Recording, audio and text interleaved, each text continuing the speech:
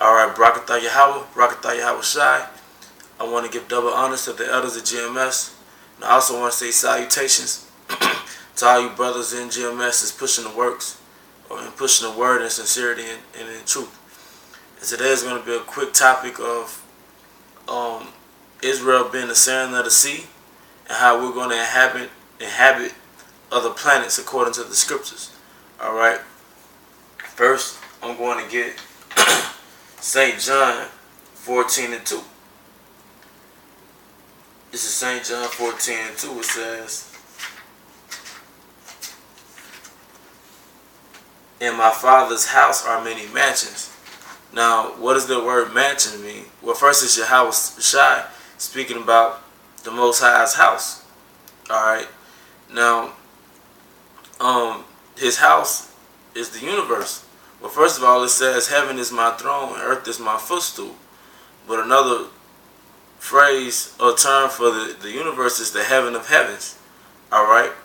It speaks on the heaven of heavens can't contain the Most High. That's in the scriptures. Alright.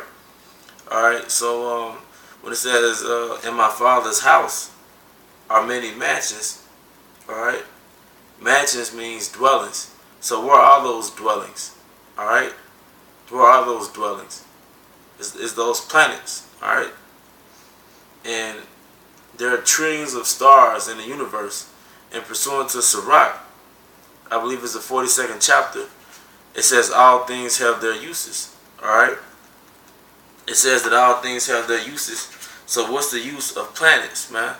And all those stars in the galaxy. But Esau came out and said, you know, each star can potentially contain a planet, because their star is their life source for the inhabitants, the future inhabitants on that planet.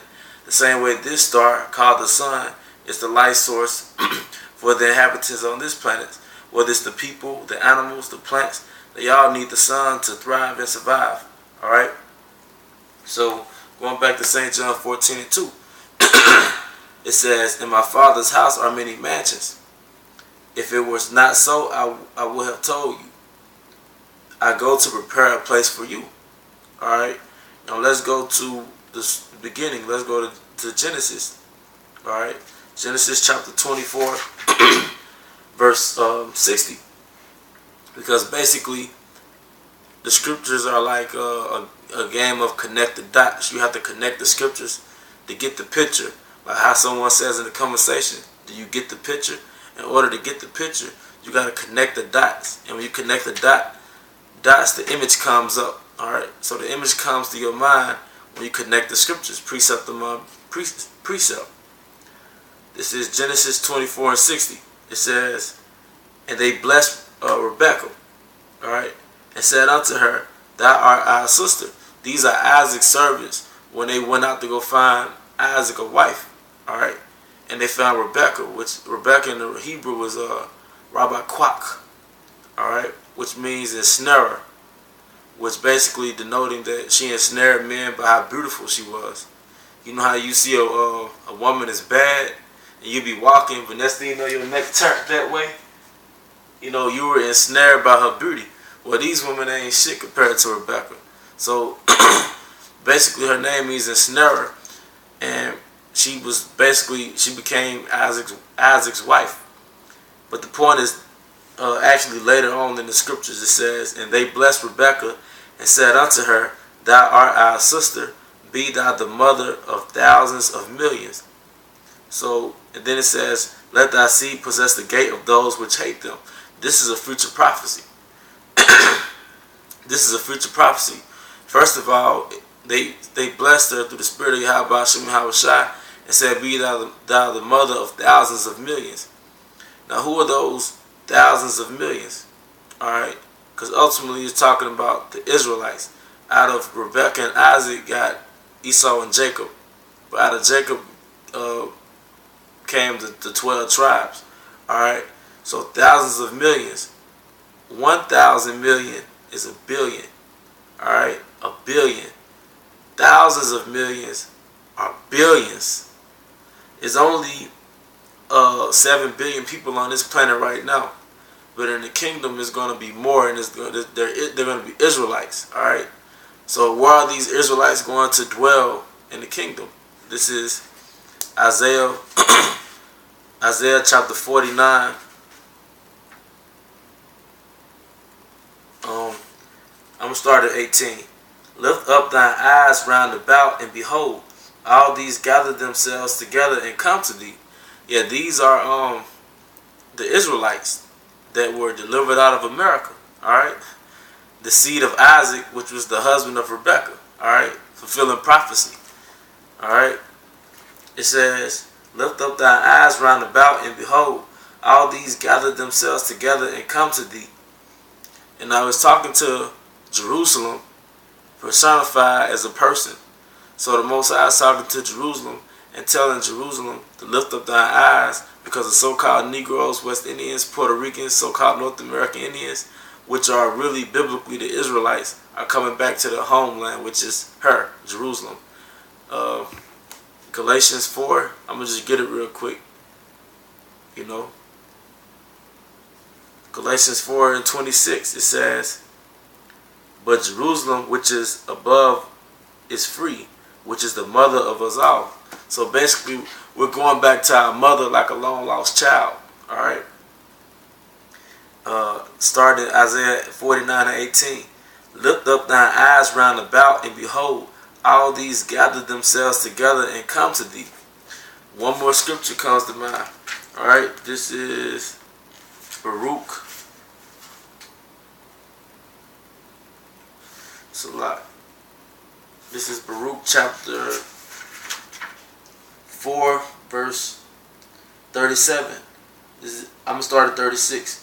O Jerusalem, look about thee toward the east, and behold the joy that cometh unto thee from the Most High. What is that joy that cometh unto thee from the Most High? It's the return of us, Jerusalem's children. Spiritually, they're the Israelites. Alright? Verse 37. Lo, thy sons come, whom thou sendest away. Yeah, we fled Roman persecution and went into Africa. And from Africa around 1620, we were hauled over to America, biblically called Babylon. Alright? That's how we were sent away. Alright? Lo, thy sons come, whom thou sendest away. They come gathered together from the east to the west by the word of the Holy One, rejoicing in the glory of the power. Because it all started by the book of remembrance, man. Alright? It all started by the book of remembrance. Here's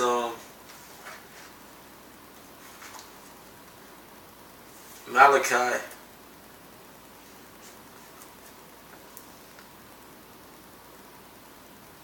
Just bear with me 1 second.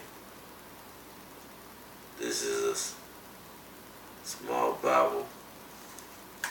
Basically, I'm going into Malachi, where the foundation of us coming out of America is actually receiving the knowledge of who we are. Alright? That's the first stage. I believe it's in Malachi. If I can't find it out. Okay, Malachi 3 and 16. Then they that fear Yahweh spake often one to another, and Yahweh hearkened and heard it, and a book of remembrance was written before him for them that feared Yahweh and that thought upon his name. What is that book of remembrance that was written for us? It's his word. Alright? The Bible. Alright? That's the book of remembrance, man. Okay? That's the beauty of Yahweh Shem Yahweh Shai. Alright, we were gonna be in Babylon, and we were going to remember who we were by this book. Alright? I'm gonna read it again. It says, then they that fear Yahweh spake often one to another, and Yahweh hearkened and heard it, and a book of remembrance was written before him for them that fear Yahweh and that thought upon his name. Alright? So that links right back up to Baruch, where it said we came from the east to the west, where we gathered ourselves together, basically coming from America to Jerusalem by the word of the Holy One. Because it all started with the Most High waking up our spirit, stirring us up, starting with the elders. Alright? It's that simple. It started with the elders, and we woke up when we watched the videos on YouTube. Okay? I'm going back to Isaiah 49. Alright, Isaiah 49 and 19. For thy waste and thy desolate places, and the land of thy destruction shall even now be too narrow by reason of the inhabitants. Yeah, because when we go back to Israel, we're gonna have all our possessions, but basically Israel, Jerusalem is gonna be too narrow for us, man. Alright? Because did it not say that one man should become 1,000? What does that mean, man? In your nutsack, you got a nation in you, man. As an Israelite, you got a nation in your testicles, man. Alright? We gonna get down. We gonna get down in the kingdom, man. So we're gonna populate very fast, man. I'm gonna give you a prime example real quick. In my city, they're making all types of legislation to keep Jakes from moving closer to the suburbs because we're populating so fast that Jake's not staying in their neighborhoods where I live. They're branching out to the suburbs very fast. So Esau's trying to figure out, man, how we keep these niggas in this one city. Alright? So they're making all types of legislation to keep Jake out those cities, like no pit bulls allowed. We're not going to build any apartments in this city. All to keep Jake out. Okay? But it's going to be 10, 20, 100 times better in the kingdom, man. Because you know, what's the first thing an Israelite man is going to do? He's going to get a lot of women to have sex with him, man. That's why it says what it says in Isaiah 49 and 19. For thy waste and thy desolate places, and the land of thy destruction shall even now be too narrow by reason of the inhabitants, and they that swallowed thee up shall be far away. The children which thou shalt have after thou hast lost the other. What does that mean? Once again, it's talking about Jerusalem losing her children. Her first batch of children that she lost were the Israelites when we got sent away during Roman persecution. Alright? For thy waste and thy desolate places, and the land of thy destruction shall even now be too narrow by reason of the inhabitants, and they that swallowed thee up shall be far away. The children which thou shalt have after thou hast lost the other shall say again in thy ears, the place is too strait for me. Give place to me that I may dwell. So what is that place that we're going to dwell? It's the other planets. We're going to branch out, man. Our headquarters is going to be on earth in Israel. But we're going to branch out. Okay? We're going to branch out. One Israelite man might have a whole planet to himself. You know what I'm saying? It's through the spirit because it's inspirational. You know? A lot of brothers, you know, they might have one woman or they might have problems getting a woman or keeping a woman, or the Most High has kept a woman out your life solely so your mind can be focused on the word, man. But this is to boost you up through the spirit because there's not going to be a such thing as not having a woman in the kingdom. That's like saying I don't have a drink of water. It's going to be abundant. And she's going to be a tool to actually populate the nation. Alright? So like I said, you might have a country, a city. Most I might just give you a planet. He might give you a cluster of planets, man. Your legacy is going to be, it might be in the planet itself or a galaxy. Alright? And it's all going to be an extension of you. The same way the Most High blessed Abraham and a nation sprung forth out of him, you're going to be the same way. Alright? But that's the closing of this lesson. It's the sum of everything. So with that, I'm going to say shalom.